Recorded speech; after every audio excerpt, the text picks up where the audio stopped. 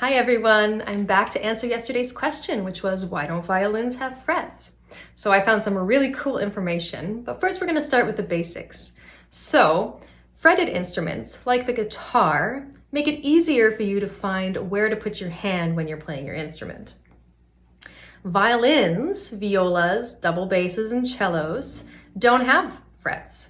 They actually rely on natural harmonic ratios for their sound. So that means that they can play the equal temperament scales that we're used to hearing, and they can also play natural harmonic scales.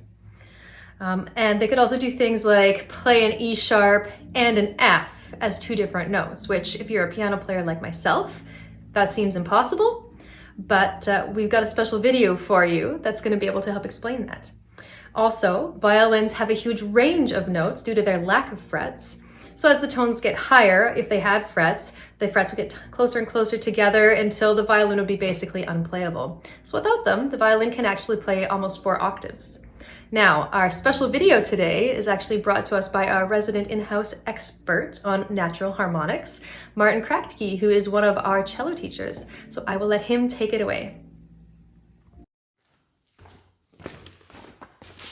Hello there, I'm Martin, cello teacher at KCMS, and our artistic director, Jessica, sent me a question today on a topic that I'm really passionate about, which is intonation and tuning systems. So first thing she asked is if I could demonstrate a scale using all natural harmonics on the cello. So here is the G major scale.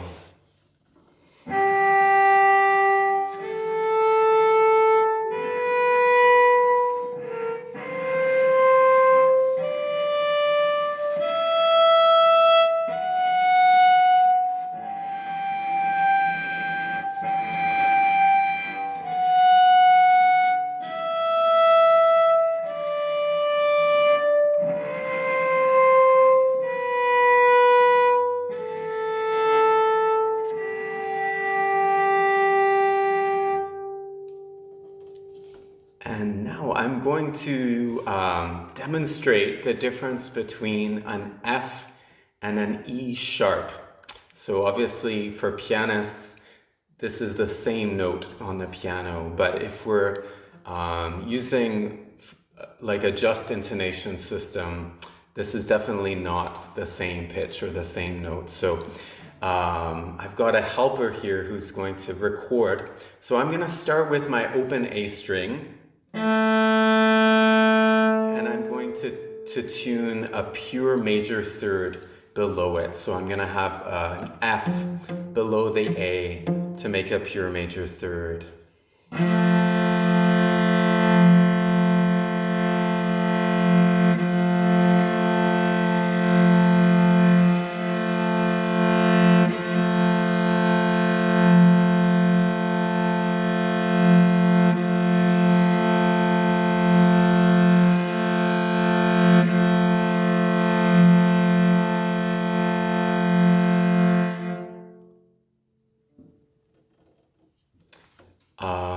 So now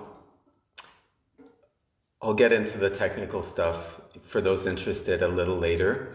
I'm going to play a pure third above the A now, a C sharp, pure C sharp or a pure third. So here, let's find it first.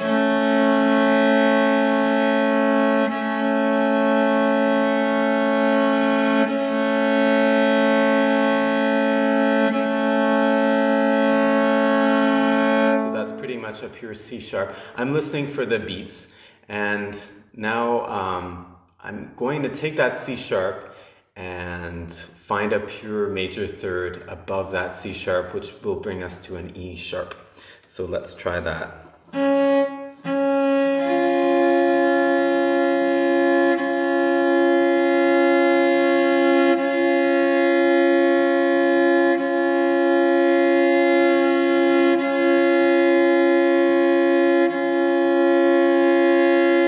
That's our E sharp. So now my helper is going to play the F and the A that she recorded, and you'll hear the whole, all four notes stacked together. So this is like an augmented chord, augmented seventh, basically, an F, A, C sharp, E sharp. And it's gonna sound quite funky together. So there's the F and the A, and we'll...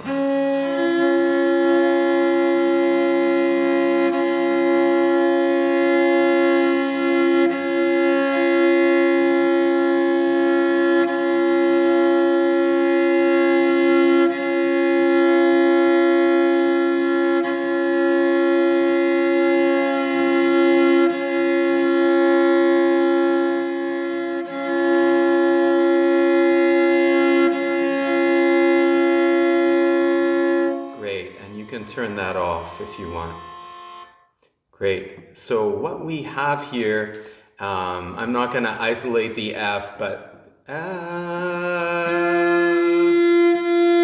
so what we should have between the F and the E sharp, and now we're going to get into little technical stuff for those interested, each pure major third is about 14, almost 14 cents flatter or narrower than a major third on the piano, like an equal tempered major third.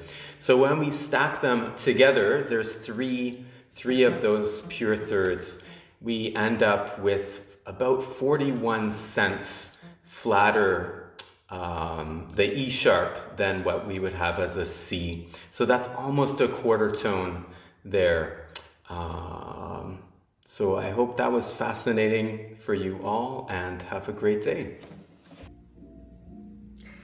Thank you so much, Martin, for your video, and I hope everyone learned something. I know I sure did. Have a great week.